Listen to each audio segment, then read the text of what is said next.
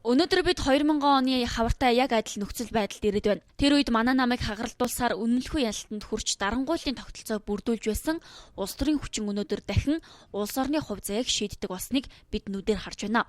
Ардчилсан нам өнөөдөр түнгүүгээр засгаа авч үлдэж чадахгүй. Унлаа гэхэд байгуулж чадахгүй. Улс орны хөгжлийн бодлогоо хэрэгжүүлж чадахгүй байдалд байна. 2012-2013 оны сонгуулиар ард түмэн ийм байдал үйл явдлын ийм өрнөлийг сонгоогүй юм.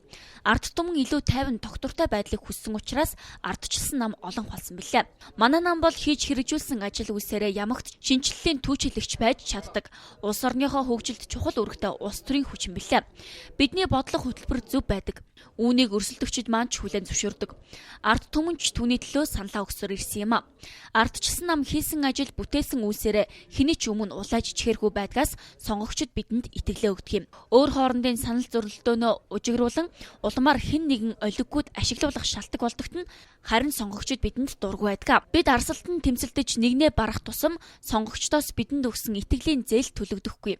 Улам бүр зузаарсаар итгэлийн өр улмаар итгэлийн дампуурал бий болдгийг бидний өнгөрсөн түүх хэлдэг шүү дээ. Өнөөдөр ардчилсан намын нэр хүнд ямар түвшинд хүрээд байна вэ? Та бид эсэргүүцэн тэмцэж байсан хуучин тогтолцооныхоо иргэшээлд орж манай нам өөрөө ард түмний төлөөлөл ардчилсан гэдэг шинж чанараа алдахад хүрээд байгаа босов. Манай намын өмнө ийм асуултууд тавигдж байгаа нь үзэл санаагаар биш, албан тушаал эрх мэдэлд хүрэх гэсэн хууль данаар бий болсон фракц бүлэглэлүүдийн үйл ажиллагааны үр дүн юм.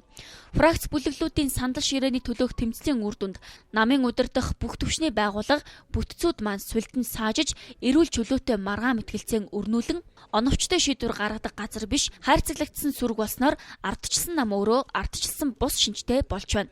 Тэгж харагдаж байна.